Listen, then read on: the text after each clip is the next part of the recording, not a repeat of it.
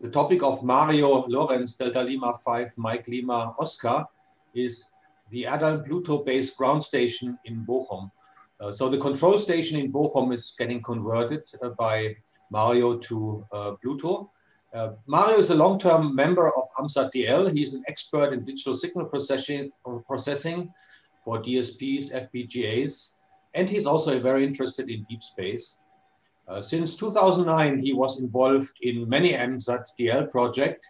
For instance, in 2014, he helped to reboot the ISEE-3 spacecraft. Mario was also instrumental in the NASA stereo project, which Thilo presented. So he set up the system and the receiver, and this project is still ongoing in Bochum. So we are receiving still the signals from the NASA stereo satellite and stream them to NASA in the US. Mario implemented the beacons and the Lila functions for the control station of QO-100.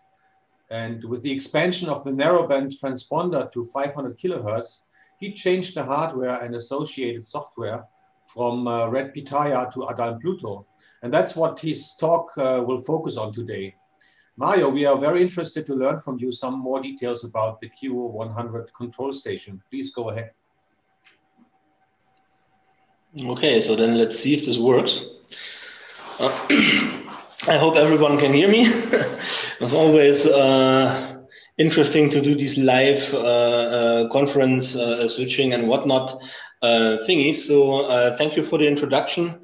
Many of the people that are regular attendants of the symposium in Bochum will probably have seen me before presenting one or the other topic here with AMSAT. Others now here on the satellite and worldwide live stream will probably see me maybe the first time. I'm not very much active on the satellite. I'm listening from time to time, but it's always a matter of, let's say, time constraints, especially when most of the time I'm playing with the hardware and getting like Lila improved and so on.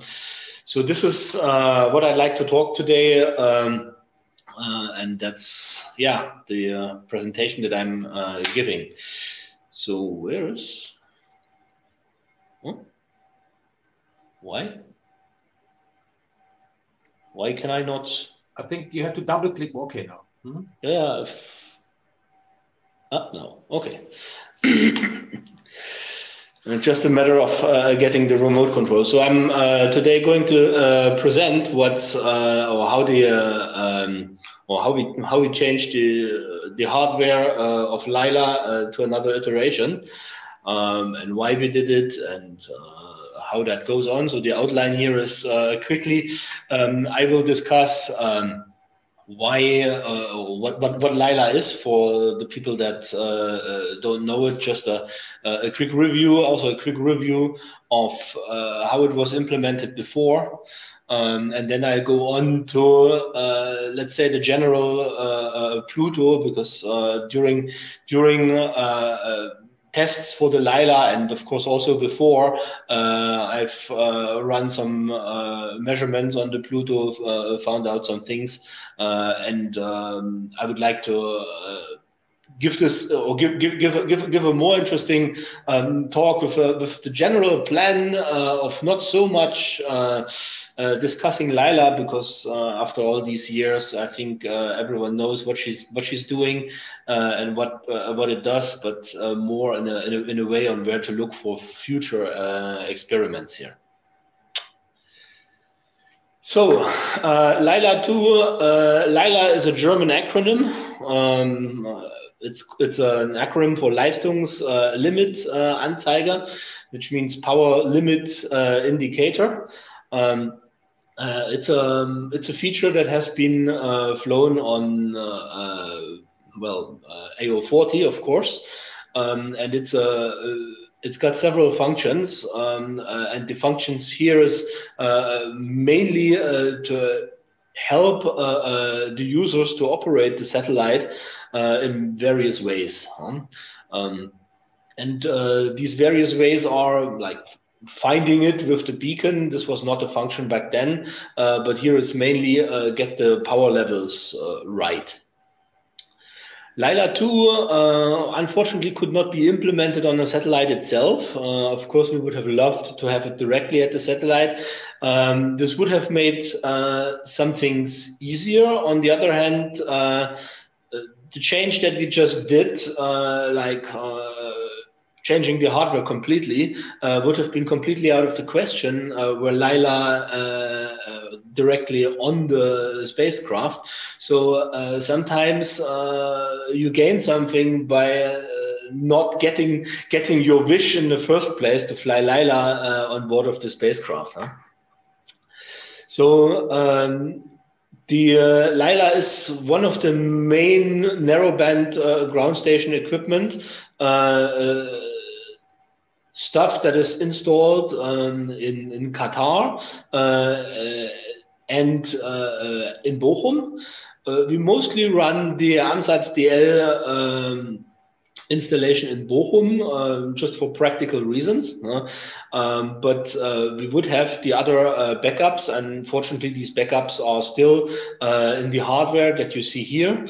This is the original Lila 2 hardware, and the objective of Lila 2 is like to generate the beacons, to mark the satellite position so that you can point at it. You can find the frequencies, especially the band edges where you are supposed to transmit and where not, and also to monitor the power level. And the beacon function is to transmit status and general information, although I must admit that this has been slightly boring recently, but I will discuss that a little bit later. What you mostly, when you mostly interact with Lila is the warning tone that you hear if you are transmitting too loud. So if you hear that tone, please just reduce your power a little bit, and then Lila will be quiet and will not interfere with your QSOs. So that's just a general public service announcement here. Lila was planned and built for the old band plan. Things change fast, so maybe some people remember, maybe others don't. We had this band plan here with a 250 kilohertz wide transponder. This was basically the plan from the beginning, I shouldn't say of time, but from the beginning of the project, that we would have a 250 kilohertz transponder. I was told that, yeah, well, maybe the filters are not entirely flat, so maybe a little bit wider. When I planned Lila, I planned for 350 kilocycles, which is a digital system which we could then run at 384 kilohertz sample rate, and we used low pass filters in the IQ modulator that had a cutoff rate of 1 megahertz, and that's something for this. You'll have to see how the Lila 2 hardware is structured. For purposes of not having to build everything from scratch, it was chosen to use a red Pitaya as the let's say basis, we had then an IQ modem that used the 2 analog channels in the receive and in the transmit direction that the red Pitaya offers to modulate this onto a carrier frequency, or to receive an IQ carrier frequency. And the reason why this all had to be, let's say variable, was that for the different ground stations, we had different frequency plans. For example, the IF, where we interface with the SCC station in Qatar is in the middle of L-band.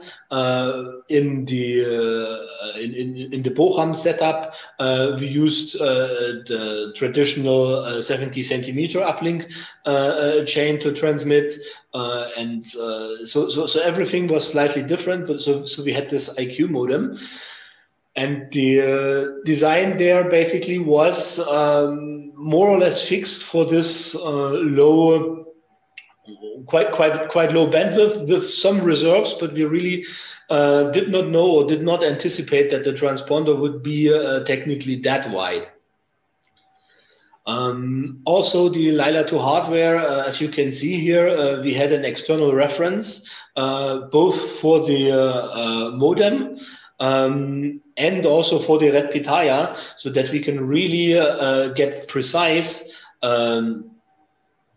frequencies, which was important for a number of things, mostly for the beacon tracking, which we had anticipated, although not implemented. And we also wanted it to be able to make like precise measurements as a frequency reference for people that want to do this. Now, if you look at this hardware, you see the red Pitaya and how the red Pitaya is built in. Where's my? Somebody moved the mouse and now. Okay, so here's what you have inside of the red Pitaya. And the red Pitaya technically is a Xilinx sync FPGA system with lots of peripherals around it. Mainly the AD converters to get the analog to the digital domain, and the DAC converters to go from the digital to the analog domain.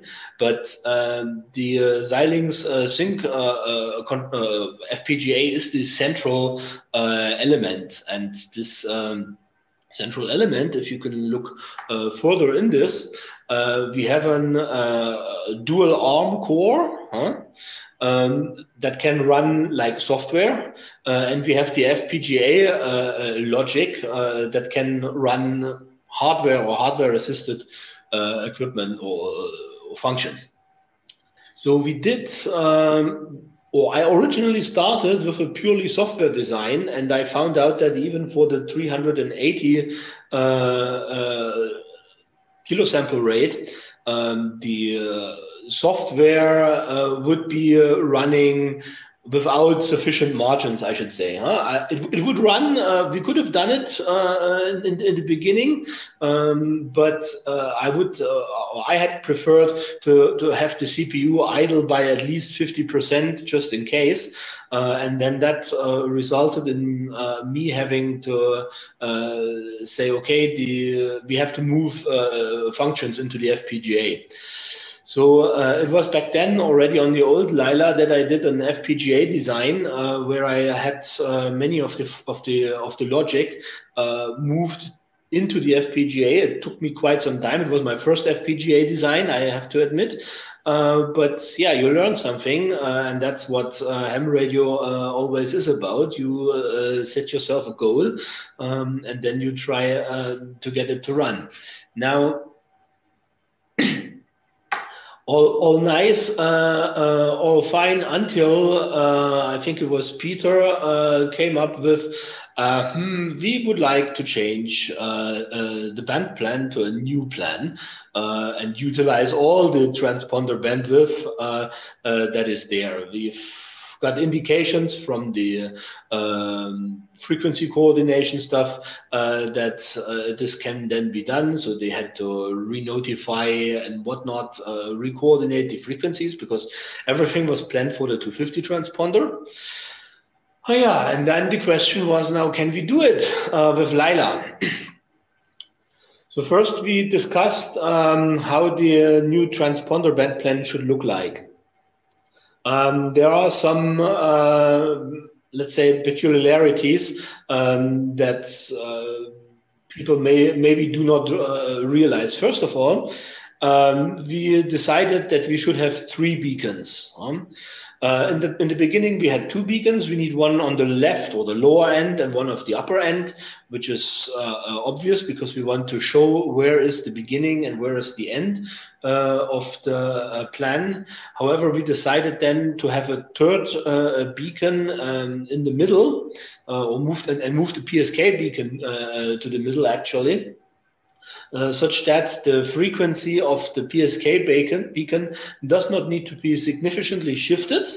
That's one reason. And the other reason is if you have a SDR that has only a small sample rate and you still want to lock to the beacon, then it's good to have the beacon in the middle, because then you can still lock even with a small sample rate and a small bandwidth, and you can still cover a huge amount of the spectrum of the transponder, not all the transponder in this case, but this is enough to run a QSO, for example, and this would allow to have in the future small SDRs with little sample rate, which can be cheaper and which can draw lots less power. Now, for Lila to accommodate this band plan means I need to generate the signals now on a 500 kilohertz bandwidth. And it also means that I need to monitor the 500 kilohertz bandwidth. All of this happened of course, in quite short notice, as it always happens. Oh, I've got this idea, we could do that. How fast can we do this? And it turns out that the hardware design of Lila put a stop to that, mainly because we have the AD low passes, which would have to be extended.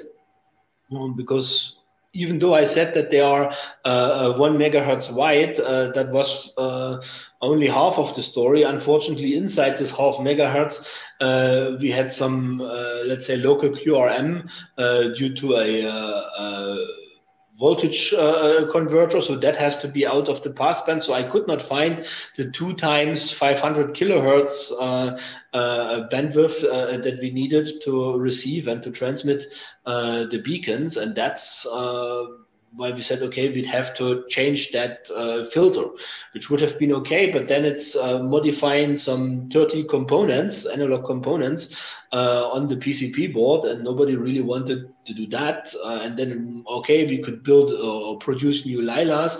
And then when we computed the cost about that, we found out that maybe it's cheaper to just use a Pluto. We had a spare already on hand and had this already installed in Bochum for testing purposes. It's cheap, it matches the specifications in terms of frequencies, in terms of bandwidth, and so on. It's supported by common SDR drivers, so porting the Lila software to the Pluto was actually achieved in less than 2 weeks. Well, it was 2 weeks in real time, but I, of course, only was able to work on it sometimes in the evening. So actually, I did not port the final Lila, but an earlier prototype, which was already more SDR style. But in any case, this was done in like a real short time. When you look at Pluto, then you know that Pluto has some issues. They are very well known, very well documented by now. The most important one is that the original built-in crystal is basically unusable for narrowband work.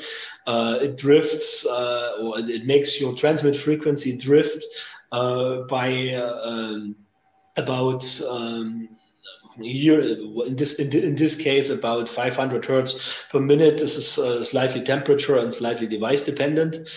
The obvious way of dealing with that, other than exchanging this to a better crystal, is to connect this to an external reference log. Now, the Pluto internally works with a 40 megahertz reference oscillator. And We did not have we first tried, okay, let's create the 40 megahertz out in a various different ways. Mostly we had the idea of using a cheap PLL. There is like small, was it IC80 something? These are basically 6-pin chips. You connect power, you connect the 10 megahertz, and you're supposed to get 40 megahertz out. We tried that, but these PLLs, they cause such a terrible phase noise that it completely makes your system untenable. So after some more magic, it was documented that the chip should be able to lock at 10 megahertz to 80 megahertz as a reference, but the FVZN commands to do that, they did not work. There were some hidden there was some hidden magic more involved in the Pluto source code, but finally I found a way, basically originally by patching the Pluto image directly, to set it to 10 megahertz. And we got this to work and to lock at 10 megahertz. And the performance is okay, although I must admit that the phase noise, if you give it a 40 megahertz reference signal, you get still better phase noise. So we are still trying to get a cheap, reasonable, let's say that not cheap. The question is more a high quality 40 megahertz reference source, which we want to put in Bochum into the real system in the future. Another issue that many of you know is the Pluto. If you look at it deep inside the data sheet, you will find that the LO is actually done using dividers. So this gives you a square wave instead of a sine wave for an LO. And that means that you have harmonics of the Pluto that are suppressed only by some 10 dB for the third harmonic and so on.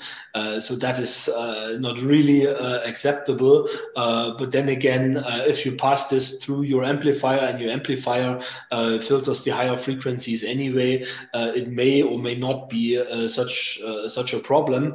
It's just a small hint. Please check your output signal also for harmonics if you are capable of doing that. The Pluto is not that nice there, and that's also important if you use the Pluto on different frequencies, on different LOs, if you use it, for example, to transmit on 70 centimeters. The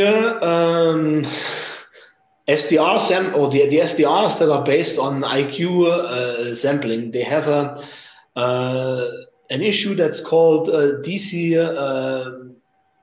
offset problem, or LO leakage. That means you have a center frequency, and here you have a small leak of RF energy. If you know where to look, and I guess kind of now I kind of published this, you see here a small spur. This one is actually generated by the Lila in Bochum. If you look at a transmit spectrum, which I recorded in Bochum, you see that you have the 3 beacons. If you look closely, by the way, you see that the beacons, they don't have the same level. The upper beacon is transmitting slightly more power, such that at the transponder, the downlink level of the beacons again is the same. But anyway, here is this slight spur. It is minus 45 dBc compared to the rest of the transmitted data, and it's minus 50 dBc compared to the Lila tone if the Lila is actually transmitting. So this is within the German legal emission limits. The emission limits state that you have to be minus 50 dBc. Nevertheless, it's there. I'd like to maybe find something to improve this, but then again, this is really also the limit of the specification of what the ADALM Pluto or the analog devices chipset gives in terms of modulation error vector magnitude. So I'm afraid that not too much can be done in such a situation, except, well, we moved it such that until now most of you will not have noticed it, but I did get emails about it, as well as I get typically emails also with other inquiries like, why is the beacon frequency not exactly, or why is the beacon frequency off by half a hertz or something? I have gotten such emails, so yeah. The most important Pluto issue that's many of you face is that it's only a USB 2.0 connection, and it's specified for only 4 megasamples per second maximum, which makes its utility for a standard or for a dump front end, for example, for DATV, a little bit difficult, and that's when the Lime SDR was more popular at the beginning. However, that changes. I will address this shortly. If we look into the Pluto, then what we find is the USB 2.0 PHY. You find the analog devices AD9363 radio transmitter, and in the middle you find the Xilinx XC7Z10 FPGA again, which is interestingly very much the same as it was on the Red Pitaya and therefore on the original Lila. So we are basically dealing with old and known friends, and that makes some of the things a little bit easier, especially what it now makes possible to do some comparisons between the Pluto and the original Lila. If you look at the fine print, even for the analog devices radio chipset, you will find that you actually have a bandwidth of at least 20 megahertz is what they guarantee for the cheap version. The interesting question, how much of the wider bandwidth you could possibly use when overclocking it, because the 6 gigahertz, they were also not part of the spec. But anyway, that is way more than we have at the transponders. The problem here is we cannot get this spectrum processed out or passed through out of the Pluto through the USB port. And the solution to this is obvious. The data processing should happen directly on the Pluto. And I believe that is what analog devices and you have to say also the other people that contributed to the Pluto project, like Xilinx, they probably gave them special discounts for the FPGAs. That's what they wanted to do from the beginning. And that is also what we see, for example, with the new DATV firmware from Everest, where you have the modulator running directly on the Pluto, and therefore you can, do this. So if you look at the processing chain and the relative bandwidths, which is what I did here, if you look at the original spectrum that you have, which is very wide, you can you have a filter and you have a passband which will take a part of the spectrum. And then if you pre-process it and even demodulate it, or in the transmit chain it would be the modulator directly on the Pluto, then your USB bandwidth is ample to get it to the PC or anything else. So that is the basic idea.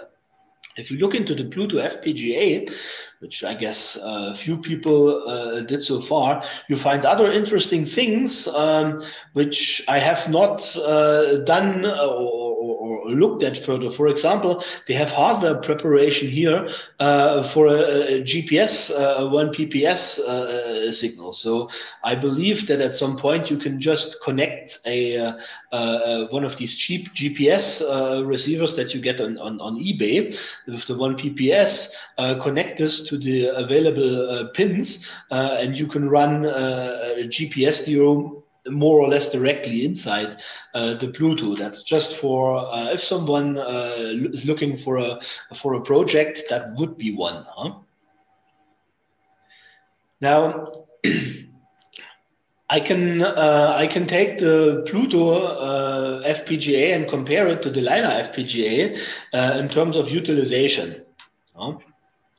So this is a report from the Xilinx FPGA software from synthesizing the Pluto .32 firmware on the left-hand side. And on the right-hand side, you have the FPGA utilization of Lila 2. And interestingly is the DSP resources of the Pluto, they are mostly completely utilized. We have 90% resource utilization, whereas on the Lila only 50% are used. I still do not fully understand. I understand it partially, but not fully, why this is the case, because the Pluto has, in my opinion, much less processing than what the Lila had. The Lila has a complete FFT core in the FPGA, for example, to analyze the spectrum, which the Pluto does not have, and the uplink and filters for up and down conversion and stuff like that. I also have in the Lila. So I believe that the FPGA utilization in the Pluto also can be optimized significantly for amateur radio purposes. So that's another project that people maybe look into. And if I go one thing more, I get also a power report. That is something that should be kept in mind. This is also not that much published, I guess. If I look at the Pluto, and it says here it's using only 0.2 watts. For reasons I don't understand, this does not include the ARM CPU. On the other hand, if I look at the Lila, which includes the ARM CPU, I see a full 2 watts of power usage. These 2 watts of power, they include the 2-core ARM CPU.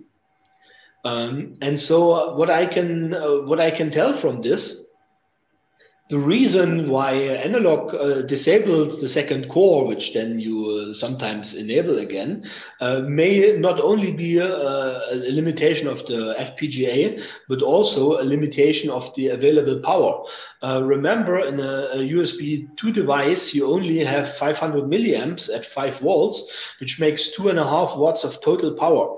So for all of the people that run Plutos, it may be very wise to think about externally powering that Pluto, and also maybe adding a heatsink to the FPGA if you want to experiment a little bit more with Pluto integrated signal processing. If it's just going to pass the data through, it's simple, and there is nothing going on the Pluto. But if you do experiments, or like we run the Lila on it at least in part, then it is important to have additional cooling and additional power supply for Lila. So to recap this talk, Lila now runs on the Pluto. Implementing time to get this running on the Pluto was really a fraction of what was spent compared to the FPGA design. The FPGA was mostly on or off about 1 year till I had everything working back then. Right now, we are punting the issue. It's just the quick thing. Put the Pluto, plug it on a PC and run the software. The total hardware cost certainly was not higher. The development cost certainly was much lower. So if you can do this, I think software-defined radio is still better than FPGA-defined radio, because it's just that's it. But in any case, the FPGA has lots of potential, lots of ways to experiment with. And if once you are proficient with that, there's probably much more magic that you can do. Now, what comes next? It has been mentioned again and again in the past. We have this Corona situation. When we updated Lila in Bochum to switch to the new transponder band plan in February, we did this with an effort to go on quickly and with the idea to be able to return a month later to install the second backup system and everything, so that we can have a like proper system. But then came Corona and everything was thwarted here. So right now we do have the Lila there, but we have not yet touched it. We had plans of meeting in Bochum yesterday to do this, but again, due to Corona, this did not happen. So we will have to see when we go to Bochum next time to get the system up and get a backup installed. And until that time, I don't want to really touch Lila. We have some new plans for Lila to improve things, mainly with regards to the beacon. The beacon used to or was quite boring in the beginning, and then when we switched to Pluto, then even the voltages and so on that we had on the old Lila were not available anymore. So there's not even any good telemetry on the beacon at this time, but we hope that this will change in the near future. It's just a matter, we don't want to mess with Lila completely remotely if we don't have a real hot backup next to it to prevent any outages. So please bear with us for a little longer. We want to improve things, and we will do this. But yeah, it's a matter of time. So I'll now see if there are any questions.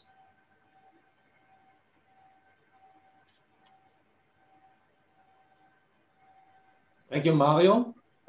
Yes, there is actually one question which came from Daniel. Echo Alpha 4 Golf Papa Zulu / Mike 08 HXM. The question is the Pluto FPGA usage for the default firmware, or did you add any extra functionality? He notices that the DSP is running at 90%. You mentioned it also. Can you please answer this question?